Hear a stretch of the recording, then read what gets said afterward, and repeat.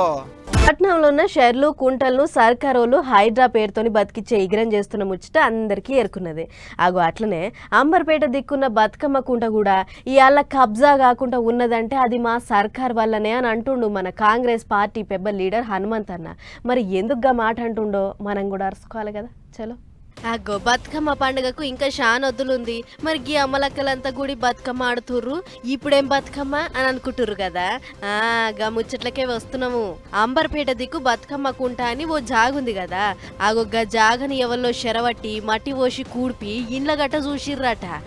గా ముచ్చట మీద మన కాంగ్రెస్ పార్టీ పెద్ద లీడర్ హనుమంత్ అన్న గట్టి ఫైటింగ్ చేసి మొత్తానికి కబ్జా రాయుళ్ల చేతులకు ఓకుండా ఇడిపించిండట. అందుకే గీ సంబరాలు అన్నట్లు. జాగ పేరు బతుకమ్మ కుంట కదా, అట్లా బతుకమ్మ కుంటల బతుకమ్మ సంబరాలు చేసుకుర్రు. అంతకంటే మొదలు హనుమంతన్న గంగమ్మకు పూజలు చేసిండు. కుంట మొత్తం కబ్జా రాయుళ్ళు ఆగం పట్టించిర్రు. మట్టి పోసి ఇది అసలు కుంటనే కాదన్నట్లు మత్పరిచ్చిర్రు. అయినా సరే కుంటను అక్రమార్కులకు దక్కకుండా మా ప్రాంతమోళ్ళు గట్టిగా పోరాడిర్రు. అందుకే ఇవాళ ఇంత సంబరం అన్నట్లు మాట్లాడుకొచ్చిండు. రేవంత్ రెడ్డి నాయకత్వంలో ఫస్ట్ సక్సెస్ ఇది. గత 35-40 ఏళ్ల నుంచి బతుకమ్మ కుంటను కొందరు ల్యాండ్ గ్రాబర్స్ కబ్జా చేశారు.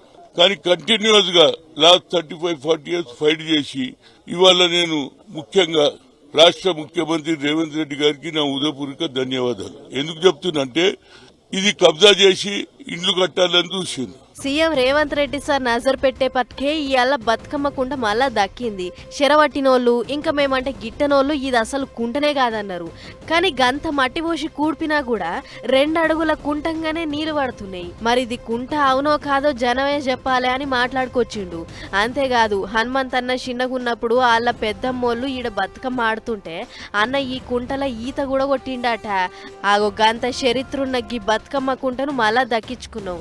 ఇది మా సర్కార్ గెలిపే. దీనికోసం ముంగట పడ్డ సీఎం రేవంత్ రెడ్డి సార్కు మనసు నిండా శనార్థులు అన్నట్లు చెప్పుకొచ్చిండు.